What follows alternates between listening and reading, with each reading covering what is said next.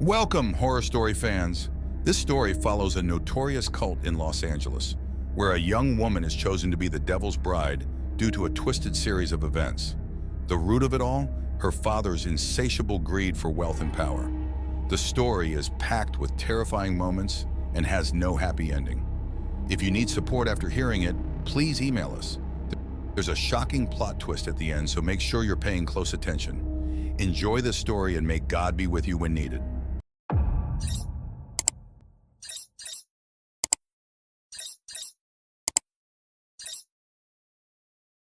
My name is Sophia.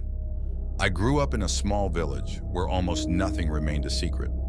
My father had a gift, but not just any gift. He was the leader of a sect, and everyone in the village feared him. Since childhood, I watched as people brought him gifts and money, and their wishes were fulfilled. He had a room where he would retreat, and sometimes you could hear multiple voices coming from that room while he was alone. I realized at a young age that my father acquired evil spirits who carried out tasks for him. And these tasks were often sadistic.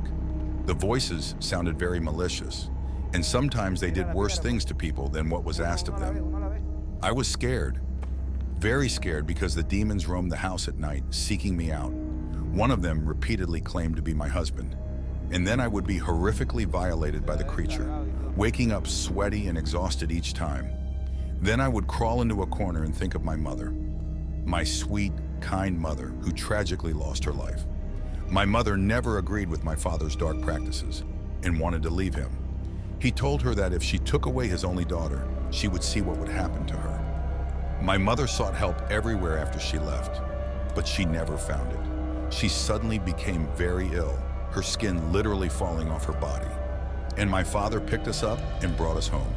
No one helped, they were afraid, and rightfully so. The fearful look in her eyes, the tone of her voice when I heard her pray and ask for help, the weakness in her hands as I knelt beside her bed and held her. But nothing helped. The demons were strong and dominant, and after a time of horrific demonic abuse, my mother died from cardiac arrest. My father kept her body at home, and every evening he performed rituals. He said he had to prepare my mother for a good afterlife, but I had the feeling he was giving her soul to the devil. During that time, the demons left me alone for a while. They enjoyed the corpse and the death of my mother. The funeral was not crowded. There were only a few people, mostly members of the sect my father was in. I was not allowed to cry. I had to stay strong. Those were my father's words. My mother was in a better place, a place where there was no pain or sickness. That's what he made me believe. It happened. The coffin slowly descended into the grave, and I saw my mother standing there holding an object in her hand. I strained to see what it was exactly, but before I could see clearly, she vanished. I screamed and began rolling on the ground. "Mom, don't leave me! How can I live without you?" I shouted. I felt a cult member pick me up and take me away. I felt a prick, and I don't know how long I slept. When I woke up, I was tied up in a room. I was dizzy and everything was blurry, but I could hear the cult members clearly. They were discussing who would become the new wife of the head demon. I heard his name, but by mentioning the name, you invite him into your life. So I will never speak, never even think it. I started sweating. I was so scared that I began to wet my pants. I heard them bring in a lamb. They tied the lamb with ritual rope. I was lifted, I screamed and resisted, but they were too strong. Slowly, they put me down on a chair. The chair next to me was still empty. I looked around anxiously. What were they planning to do with me? I didn't know what to do. The cult members began a diabolical prayer, and I heard a door slowly open. A figure entered the room. Like the other members, he wore a cape on his head and a long robe. My father and the other members surrounded him, continuing their prayer, now even more fervently than before. Suddenly it was quiet and they all fell to their knees. I hyperventilated with fear, helplessly watching what was happening. In the room, there were black candles and dead animals hanging. They had sacrificed them to this demon, but now he wanted more and demanded me. I was my father's only child. How could he do this?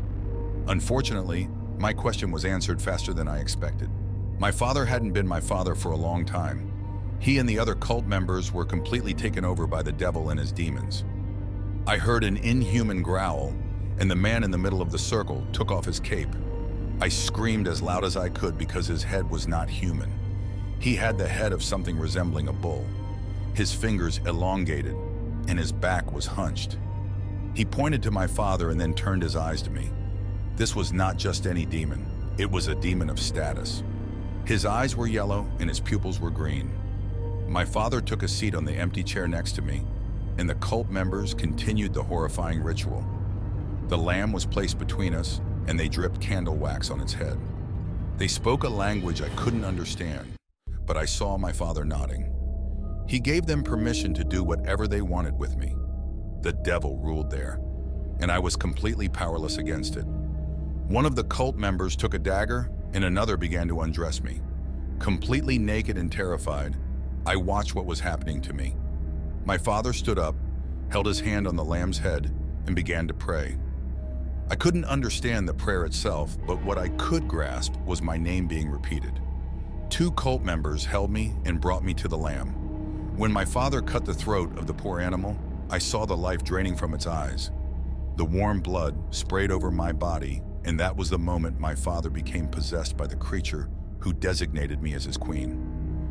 Blood was collected in a black cup. My father was no longer my father.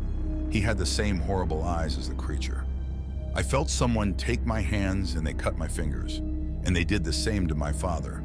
The blood of my father, the lamb, and mine was mixed, and we both had to drink of it. I felt dizzy, and it seemed as if my body and mind were separated. My father picked me up and placed me on a table. The demon's name was mentioned, and he was invited to receive his offering.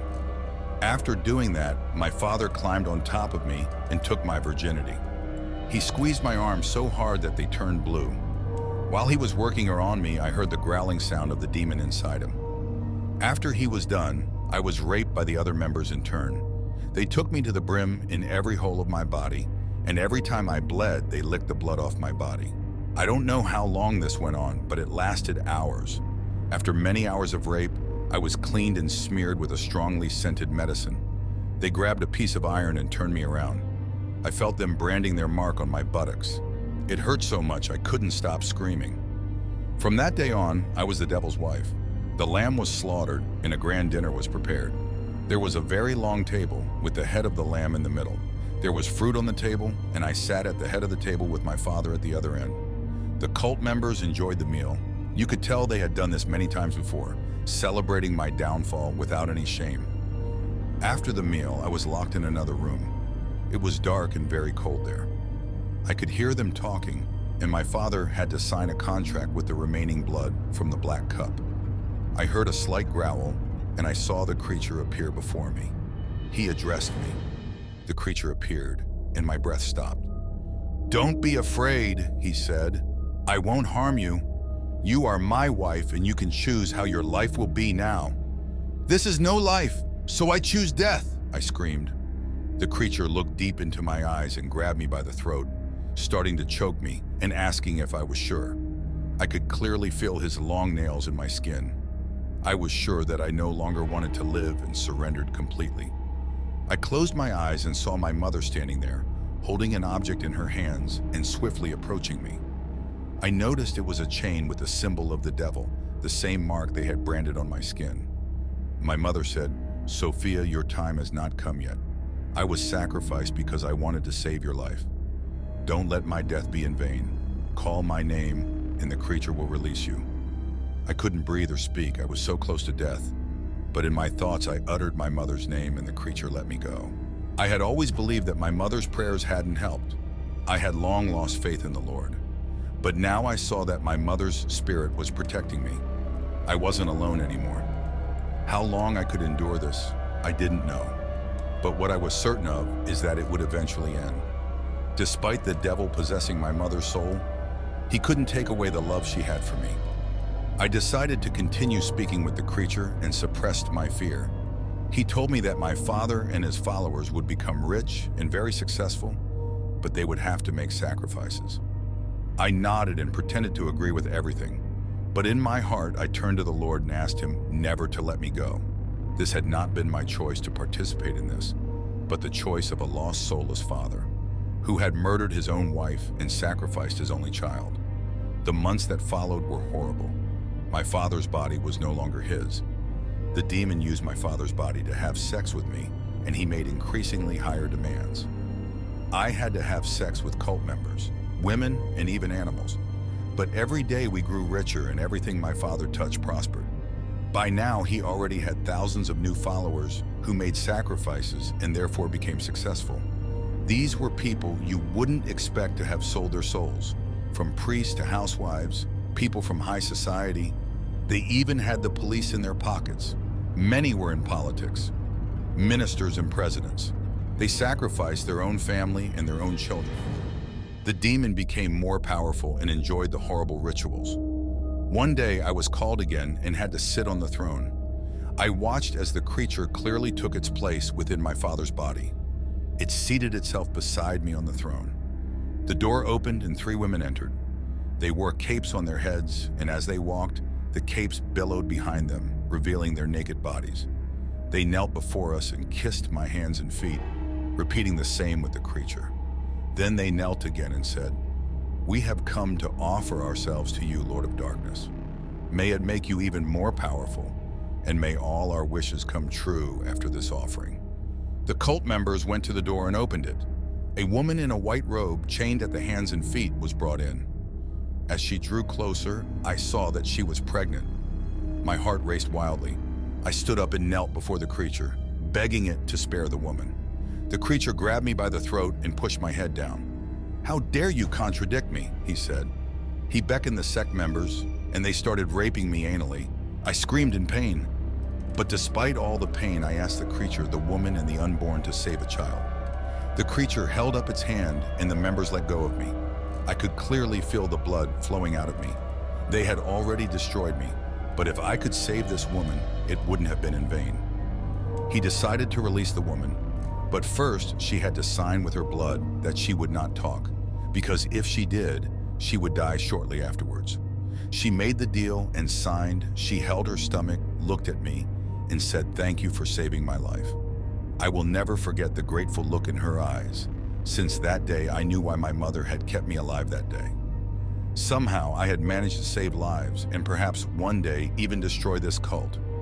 The following day, there was a loud knock on my door at midnight. I opened my eyes and glanced at the clock.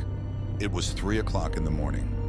The knocking grew louder, and I quickly opened the door. 2 cult members glared at me maliciously and stated that I had to pay the price for saving the pregnant woman. Panic gripped me, and I stuttered, What? What are you going to do to me?" "We are going to prepare you for the couple ritual and fertilization," they said. I struggled with all the strength I had, but I couldn't do much. They dragged me to the bath, and I saw a bath full of blood waiting. The raw smell of it has always stayed with me. I was bathed in blood and made to drink it too. They also injected me with blood with a syringe. I was then taken to a room where my father was waiting for me.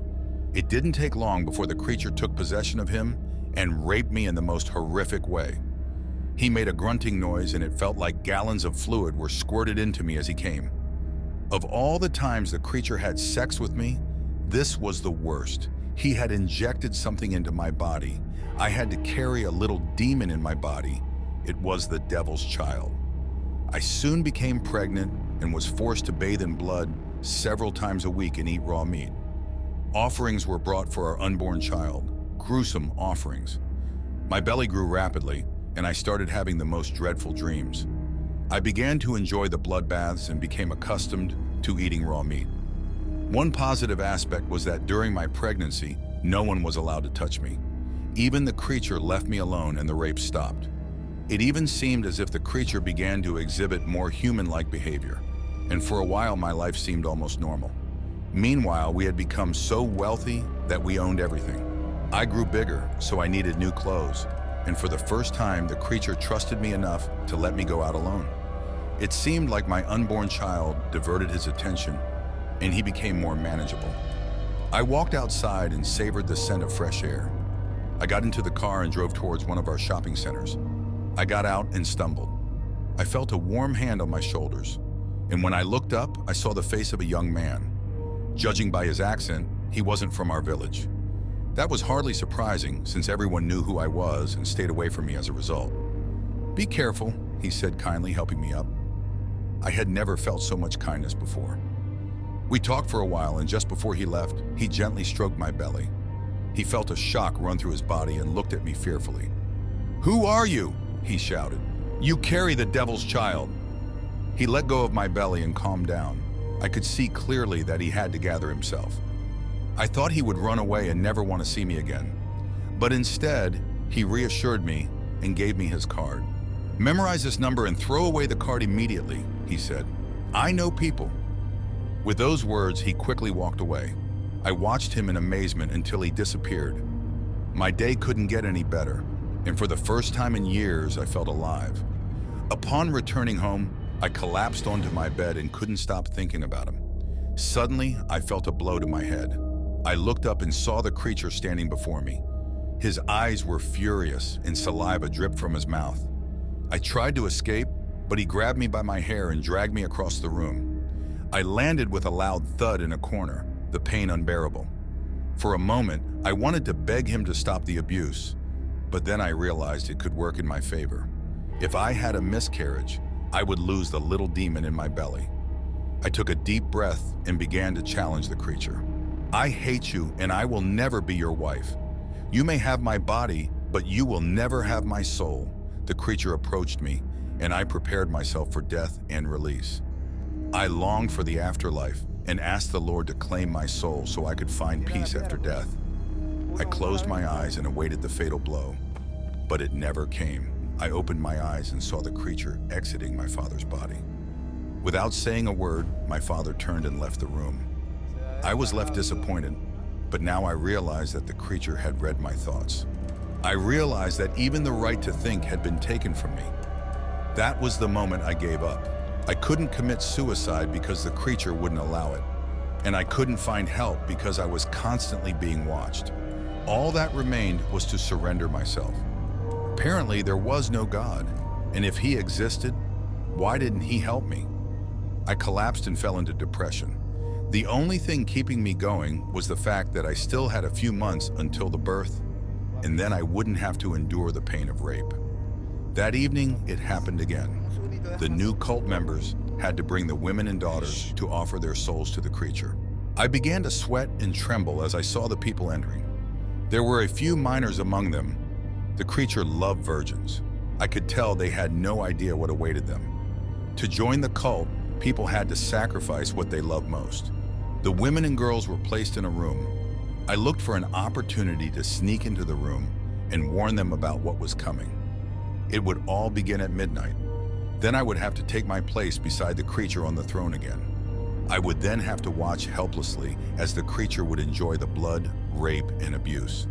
Every time I saw it and it felt like I was experiencing it for the first time, you never get used to something like that. It's still horrible. He enjoyed the rituals, but also the fear and sadness about what was done to humanity. I always felt him next to me, and it seemed as if he could sense me and sucked in every form of fear. I was an orphan child. My father was possessed by the devil. His own soul seemed to exist no longer, and my mother had been murdered and sacrificed.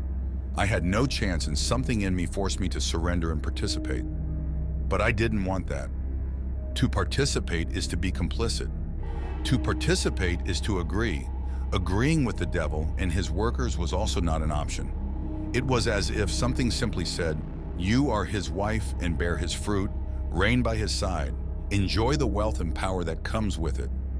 Was it the devil speaking to me, or was it myself because I couldn't handle it anymore? I was confused. So many different thoughts raced through my head, but I decided to listen to the voice that chose the right path. I sneaked out of my room and tried to enter the room where the victims were held. Anxiously, I looked around, almost reaching the door when I was caught. Aaron, one of the cult members, asked me what I was doing there. I went pale and started stuttering. I looked at him, my lips trembling, as I said, "Aaron, I wanted to see what magnificent offerings had been brought from my husband." Aaron looked at me with a gaze I couldn't place. I couldn't read him, and that made me very nervous. "Sophia, stop pretending because you're not good at it," he said calmly. I looked at him, surprised and startled by the calm and especially friendly tone in his voice. "I know I can trust you," he said as he took my hand and pushed me aside.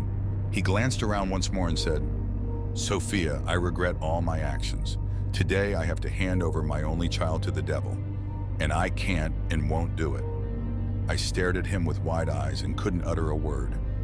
He continued the conversation, saying, "You may not have noticed that I haven't laid a finger on you.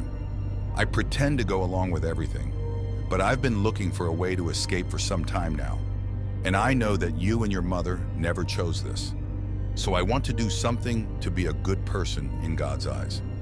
I want to involve you in my plan to escape. I have enough money to place you and my daughter somewhere safe," he said. I couldn't believe my ears. "But Aaron," I said, "you made a pact with this demon. You won't survive." "That's true, Sophia, that's entirely true. But I'll tell you something I haven't told anyone else. I'm terminally ill and don't have much time left. I want to make peace with myself and then I can die in peace." I saw the sadness in his eyes and I felt torn, but also relieved. This was the moment I could escape, and Aaron knew the way to freedom. He had been a member of the cult for some time and knew much more than I did. My thoughts were interrupted when Aaron asked, "Are you coming, Sophia? Because if you say yes, we leave tonight before midnight." "I'm coming," I said, tears in my eyes. "I'll tell my daughter what to do. Wait for both of you behind the shed an hour before midnight." Sophia understood what Aaron meant and did as he asked. It was 11 o'clock and I nervously looked around. Where was Aaron, I thought. I held his daughter's hand tightly. The young girl was very scared, and I reassured her. But the clock was ticking, and it wouldn't be long before they started looking for me. I smelled a putrid odor, so strong that I could barely stand in place. I told Helena, Aaron's daughter, to stay put for a moment. I wanted to see where the smell was coming from. I quickly walked around the shed, but saw nothing suspicious. Next to the shed was a small building, and I decided to check there. Quietly, I walked inside and the smell grew stronger. I stumbled over something and immediately got up. It turned out to be the corpse of the pregnant woman. Her body was completely swollen, and judging by the smell, she had been dead for a while. Her belly had been cut open. I had never seen anything so horrific in my entire life. The body was in a state of advanced decomposition. I wanted to scream so badly, but then everything would be in vain. I covered my mouth with my hand and ran back to the shed. "Why are you crying?" Helena asked fearfully. "I'm not crying," I said quickly as I wiped my tears. "Sophia!" I heard. I turned around. Aaron was coming towards us. He grabbed us. "Come, we don't have much time." With quick steps, we walked towards another vehicle parked nearby. Aaron grabbed the key, and we drove as fast as we could onto the road. It was quiet on the way. No one said anything. After a few hours of driving, we arrived at a hotel. Aaron had planned this for a long time. I could tell because he had prepared everything meticulously. He knew exactly what he needed to do. The room wasn't very big. There were 2 single beds and a small couch in the corner. Aaron held his daughter tightly and kissed her on the forehead. "Everything will be okay, my little Helena," he said softly. I looked at him and admired the love he showed to his daughter. Helena fell asleep early, and Aaron began telling me everything he had experienced in the cult. I didn't want to hear it, but I listened attentively. He needed to get it off his chest, and listening was the least I could do for him. Finally, he asked me to take care of his daughter if he was no longer around. Her mother died because of me, and I don't trust anyone else. You know how everything was. The outside world will never understand. "I know you're still young, but I have a lot of money hidden away. You'll never have to work." He told me where the money was and gave me the number of a man whose relationship he didn't want to disclose. Through this man, Helena and I could leave the country. I listened attentively, taking it all in. It was late, and we decided to go to sleep because we still had a long way to go. Around 6 o'clock in the morning, I woke up to a strange voice. I looked around and saw that Helena was still asleep. I saw the creature clearly hovering over Aaron. I froze in fear. The creature pressed down on Aaron's chest, and I saw a struggle taking place. Quickly, I went to Helena and woke her up. She looked towards her father and began to cry. She saw her father literally wrestling with something invisible to her, but visible to me. The sight of the creature was spared from her pure soul. Aaron reached for his bag and swung an object at the creature. The creature vanished, but it was too late. I saw the life drain from Aaron's eyes. I covered Helena's eyes. I'll never forget the sound of her crying. Aaron had died from the effects of the creature's attack. The object he had used to ward off the creature lay on his chest. Slowly, I walked over to it, and it turned out to be the necklace my mother had shown me earlier. I picked it up and put it around my neck. "Come on, Helena, we need to get out of here." Helena ran to her father's body and refused to let go. I hugged her and said, "There's no time for this now, Helena. Our lives are in danger. So many people have died already. Let's make sure your father's taken care of and that you stay alive." I grabbed the car and set off in search of the nearest opportunity to call the man from the shopping center. He was our only hope now. During the journey, Helena was very quiet, and occasionally I saw a tear. I didn't know how to comfort her. But one thing was certain. Aaron had saved us and entrusted his daughter to me, and I would protect her as best I could. I wanted to call the man from the shopping center as soon as possible, and after a while I saw a phone booth. I quickly pulled the car over and asked Helena to wait for me in the car. I was so nervous that I had forgotten the number. I closed my eyes and thought deeply. I visualized the digits of the number and began dialing. My heart beat faster as it rang. "Hello?" came the voice from the other end. I had to swallow and concentrate deeply to tell the story. I just didn't know where to begin. A heavy wave of emotions swept through me. Taking a deep breath, I recounted everything that had happened to me. After I had finished, there was a moment of silence on the other end of the line. I heard a deep sigh. "Let's introduce ourselves first. I'm Ricardo. What's your name?"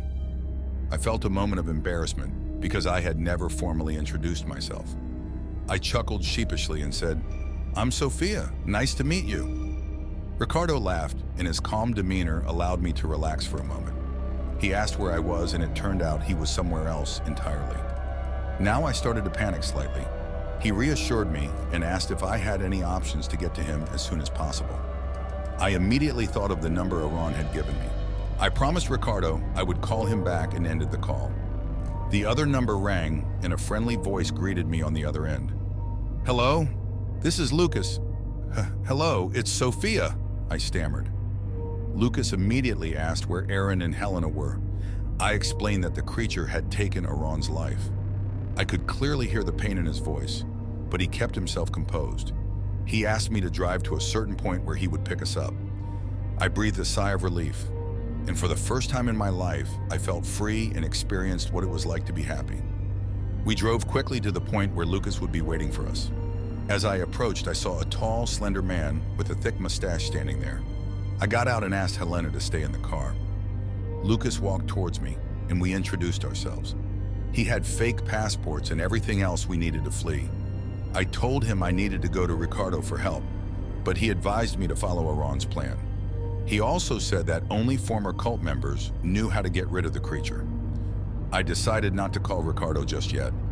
After all, Aaron had not lied to me so far, and he would never put his daughter in danger.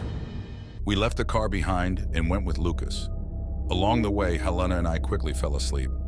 I dreamed that I was in a large park. There was music playing, and everyone was happy. With a big smile on my face, I walked past the many stalls that were set up. There was everything available, and I could literally taste the food in my mouth. Suddenly, I saw Helena.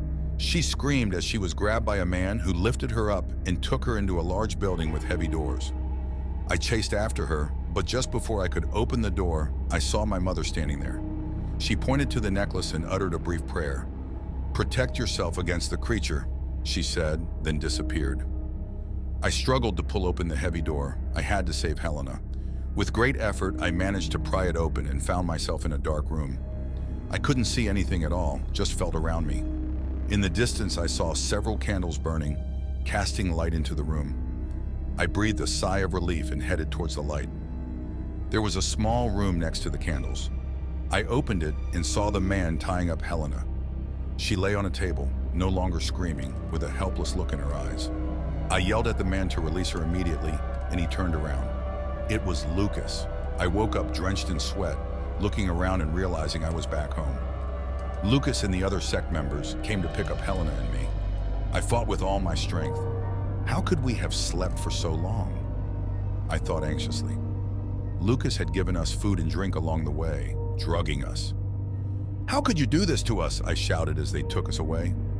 Lucas didn't look at me, just stared straight ahead. They threw us into the room where my father was already waiting, along with the other sect members. The throne next to him was occupied by a young woman. You could clearly see the fear in her eyes. She didn't want any of this. It wasn't her choice. I knew exactly how she felt.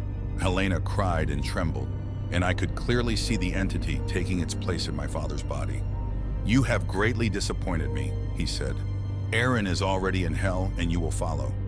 Tonight is the last day your soul will inhabit your body. I will end your life.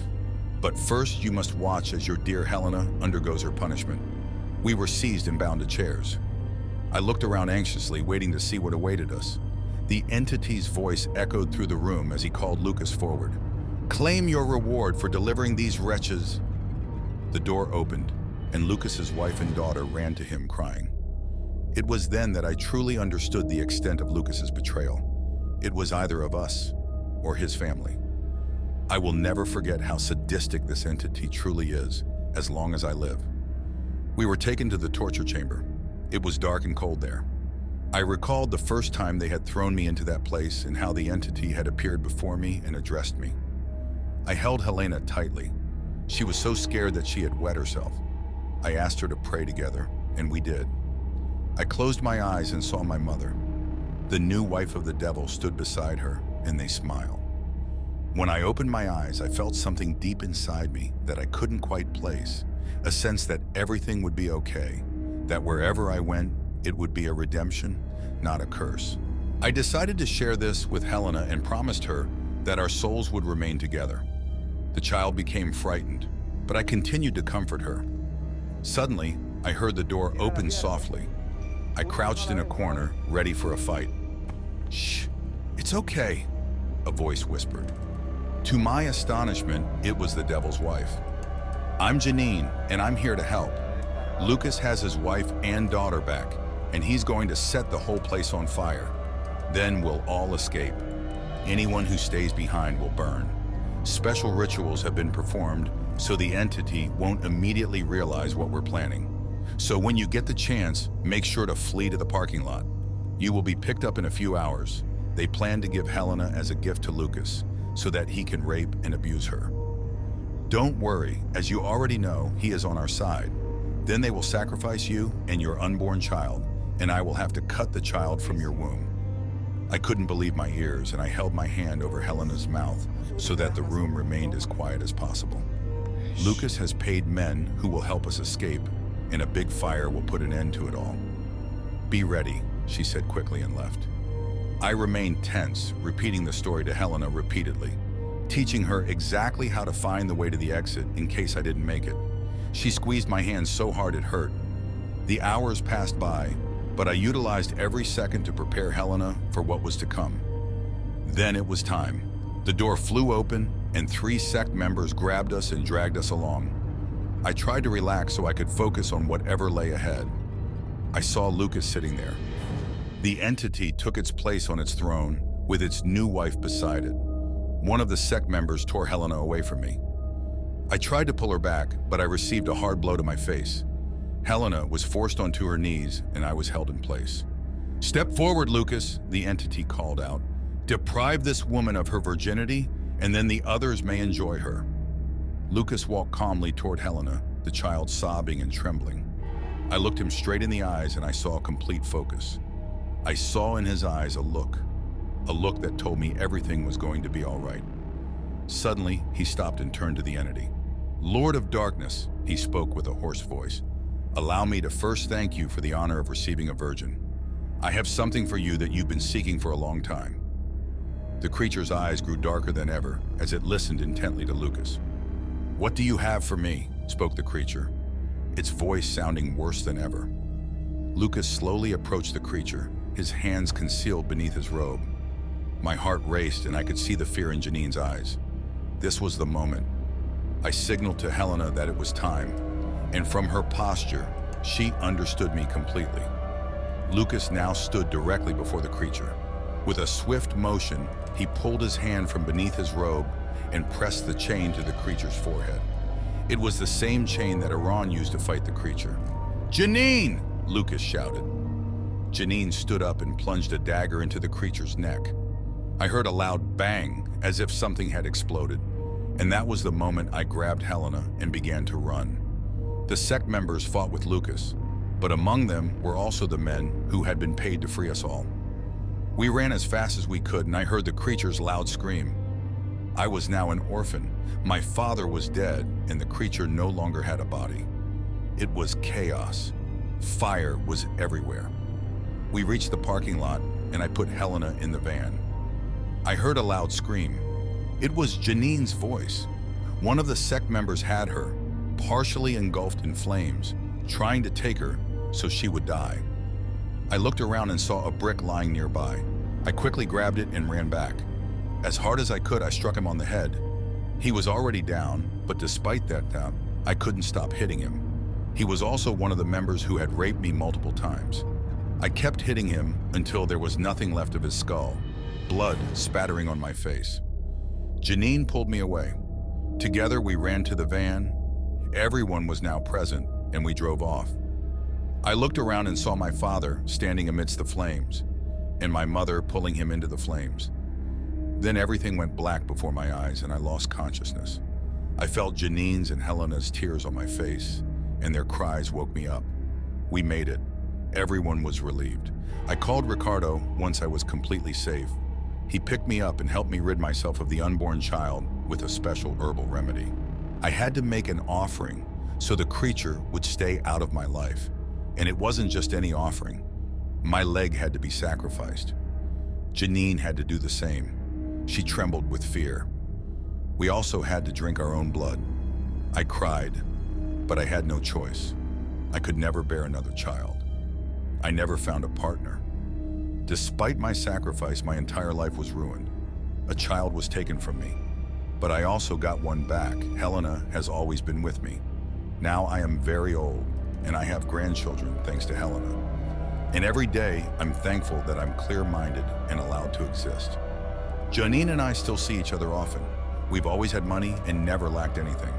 In our lives, we've helped many people escape from the sects they were involved with. We tried to save as many people as possible, and we succeeded. In our old age, we can be proud. If there is matter, there will be people who think it's worth selling their soul to the devil. I've accepted everything, and Janine and I could always talk about what we've endured. I'm here and I have a happy old age, but what will never go away are the memories from the time when I was known as the devil's wife.